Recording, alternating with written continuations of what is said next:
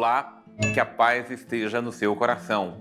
Sou eu, o Padre Roger Araújo, com você no nosso programa A Bíblia no Meu Dia a Dia. A palavra de Deus que nos guia, a palavra de Deus que nos conduz, a palavra de Deus que nos ilumina por dentro e por fora. É a palavra de Deus que nos abençoa e que nos coloca na comunhão com o Senhor. Vamos juntos meditar, refletir, ruminar. Vamos deixar que a palavra de Deus penetre em nós para termos cada vez mais nossa vida em comunhão com o Senhor. Senhor, nos colocamos diante da Tua presença, pedindo a Tua bênção, Tua graça, Tua proteção, Tua luz e Tua direção para a nossa vida. Dai-nos, Senhor, Tua bênção, dai-nos, Senhor, Teu auxílio, dai-nos, Senhor, Tua graça, dai-nos, Senhor, Tua proteção. Ensina-nos, Senhor, em tudo a fazer a Tua vontade. E é por isso que nós invocamos sobre nós a Tua luz e a Tua direção. Vinde nosso auxílio, Senhor. Vinde nos dirigir, nos falar, nos governar por meio da Tua palavra. Porque é a Tua graça, Senhor, que faz nova todas as coisas em nossa vida. Em nome do Pai, do Filho e do Espírito Santo. Amém.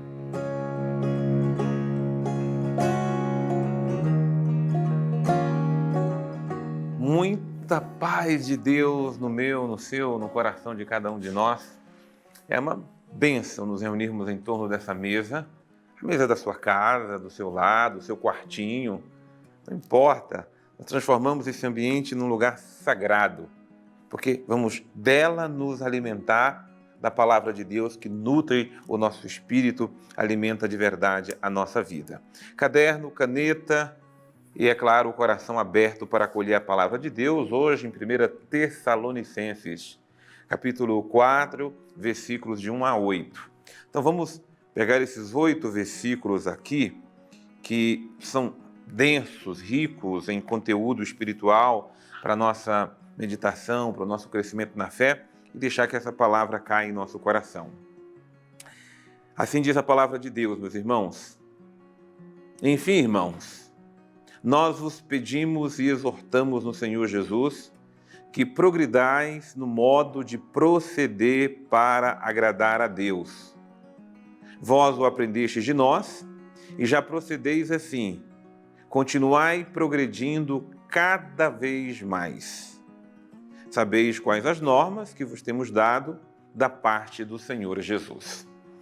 Pegando esses 3 primeiros versículos aqui, vamos, sobretudo, dar atenção aos versículos número 1 e os versículos número 2. Eles são, na verdade, ordens de Deus para a nossa vida. Então já coloca aí, ordem de Deus, né? Desse nosso estudo aqui hoje, tem uma ordem onde a gente vai focar no essencial. O que é o essencial? Paulo está dizendo que está pedindo, está exortando, e é no Senhor Jesus, mas presta atenção no verbo, que progridais no modo de proceder para agradar a Deus. Ou seja, a ordem é que nós precisamos progredir. Não fiquemos estagnados, não. Às vezes a gente começa uma coisa e para nela e não progride. E não dá passos mais adiante. Não, Deus quer nos fazer melhores. E nós podemos melhorar em tudo. É verdade que nós já não somos o que éramos, mas ainda não somos o que precisamos ser em Deus. Nós precisamos avançar no caminho da santidade. E nós muitas vezes ficamos parados, estagnados. Então, a gente tem uma meta espiritual, como as metas que nós temos na vida. Vou te dar um exemplo. Eu comecei um tempo desse a correr, né? Então, comecei a correr 500 metros, 1 quilômetro. Mas a gente sabe que pode ir progredindo. Então, eu me esforçava mais para progredir para 2, para 3, para 5. Você vai se esforçando e você vai vendo que o corpo, você vai vendo que você pode ir dando mais. Na vida espiritual, é a mesma coisa, meus irmãos. Nós não podemos ficar toda a vida tomando só leitinho, não. O leite a criança toma no início, mas ela progride na alimentação. A criança, ela começa a andar caindo. Depois ela vai se firmando, ela vai progredindo. Daqui a pouco ela está correndo para lá e para cá o tempo inteiro. Então a vida é essa evolução. Na vida espiritual não pode ser diferente, não. Às vezes a pessoa você que já quer que uma pessoa comece rezando, por exemplo, um terço. Não, ela pode ser que ela não tenha ainda o hábito da oração. Então pode começar com a dezena do terço, pode começar com 7 Pai Nosso, mas progrida. Progrida. Você começou com uma dezena, daqui a pouco você dá um pouco mais de dose. Você não pode já querer começar rezando 1000 Ave Marias. Não, mas à medida em que você vai progredindo, você vai cada vez mais ficando melhor. Dê o exemplo da oração, mas é olhar para toda a dimensão da nossa vida espiritual, da nossa vida emocional, em tudo é importante progredir. Mas como diz aqui São Paulo, de modo que nós possamos cada vez mais agradar a Deus. Vós aprendeste de nós e já procedeis assim, porém, continuai progredindo cada vez mais. O que nós não podemos é estagnar. A ordem de Deus é não parar, é avançar, é fazer cada vez melhor. Então, essa é a ordem de Deus para nós, ok? A gente prossegue no versículo 3. A vontade de Deus é que sejais santos e que vos afasteis da imoralidade sexual. Então, o versículo 3 tem para nós um princípio eterno. Que princípio eterno é esse? A vontade de Deus é que nós sejamos santos. Nós já ouvimos lá no livro do Levítico, né, Deus dizendo, sejais santos, porque eu sou santo. Depois Jesus usa isso, sede perfeitos como o vosso Pai Celeste é perfeito. A nossa meta, meus irmãos, é a perfeição. Eu fico observando uma pessoa quando entra para uma escola, qualquer escola. Por exemplo, você vai aprender a fazer na escola da culinária. Você vai aprender a fazer um bolo de início não fica talvez tão bom, você está aprendendo, a gente entende. Né? Às vezes você excede um pouco nos ingredientes, na mistura. Mas à medida em que você vai aperfeiçoando, percebe o verbo aperfeiçoar? À medida em que você vai mais se dedicando, mais perfeito vai ficando. Melhor ainda vai assumindo a forma do jeito que você quer ou o que você espera. Sim, nós podemos fazer com perfeição as coisas. Nós podemos, inclusive na nossa vida de relação com Deus. Se Deus nos chamou à perfeição porque Ele é perfeito, perfeição é santidade. Realizar todas as coisas com santidade. Então, essa é a vontade de Deus a nosso respeito, é que nós sejamos santos. A santidade não é privilégio para alguns, é obrigação para todos os batizados. Nós somos batizados para viver a santidade de vida. É a santidade que nos aproxima com Deus. É a santidade que resgata a nossa imagem e a nossa semelhança com Deus.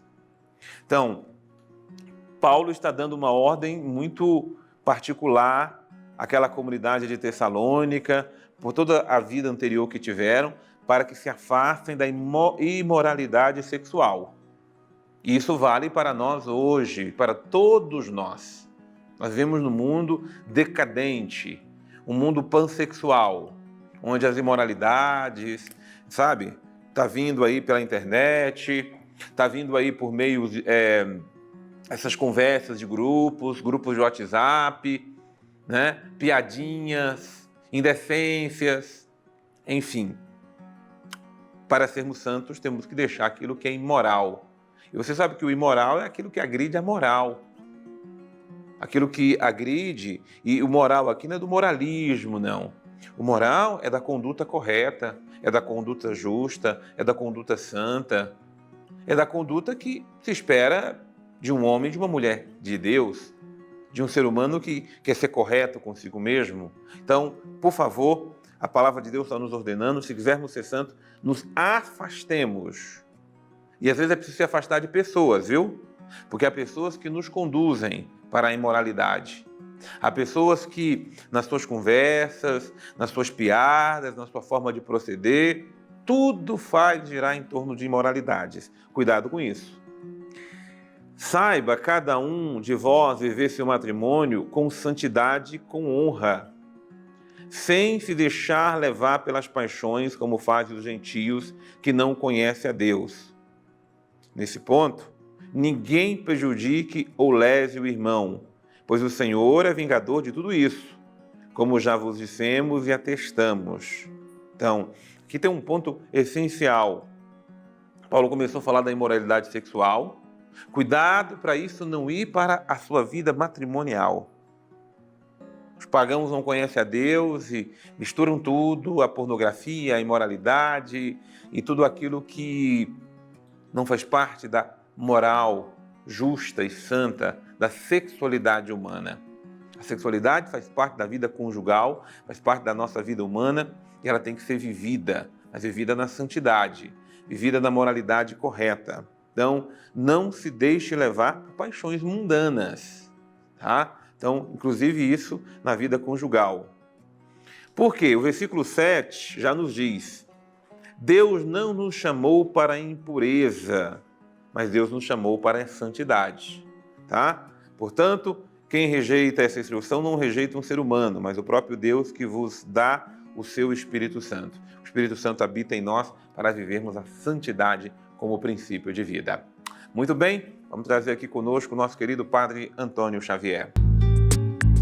Hoje começamos a estudar a parte dogmática desta carta, essa primeira carta de São Paulo aos Tessalonicenses. É normal que São Paulo faça sempre nas suas cartas, seguindo um estilo meio retórico, primeiro uma introdução, depois uma recordação de coisas que viveram juntos, ali estenda inclusive uma parte mais doutrinal e depois se chega numa parte mais exortativa. Aqui na primeira Tessalonicenses começa no capítulo 4 essa parte que é exortativa.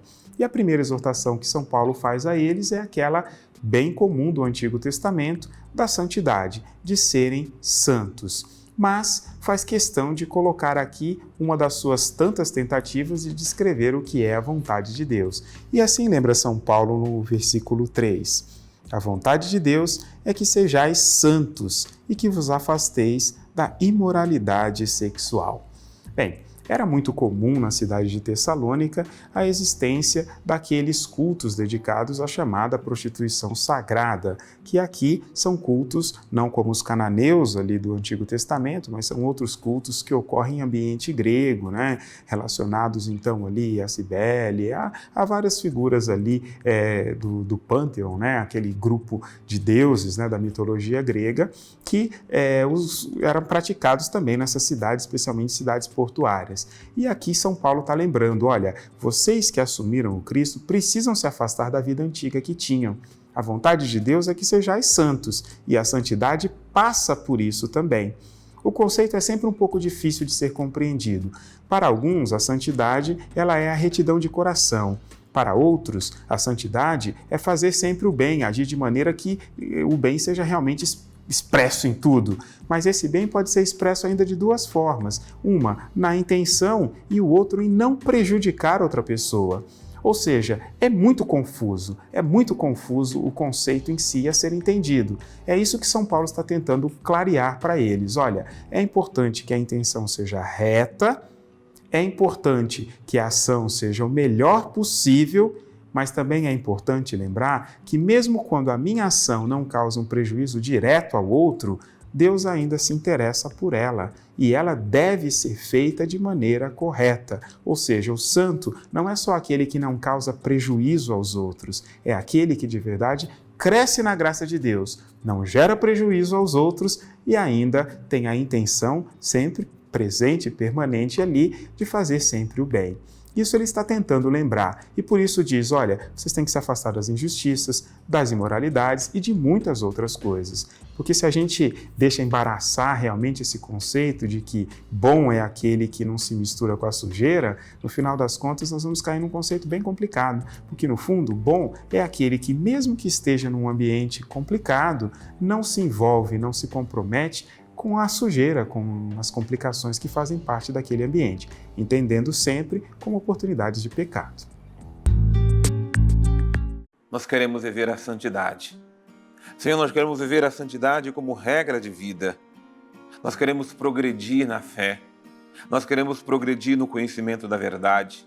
Nós queremos progredir, Senhor, num comportamento que cada vez mais seja digno da vocação na qual fomos chamados. E a nossa vocação, Senhor, é para sermos santos. Que a Tua graça, Senhor, opere santidade em nossa vida.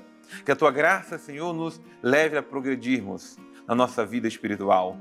Dai-nos a graça, Senhor, de avançarmos na fé, de avançarmos, Senhor, no Teu seguimento.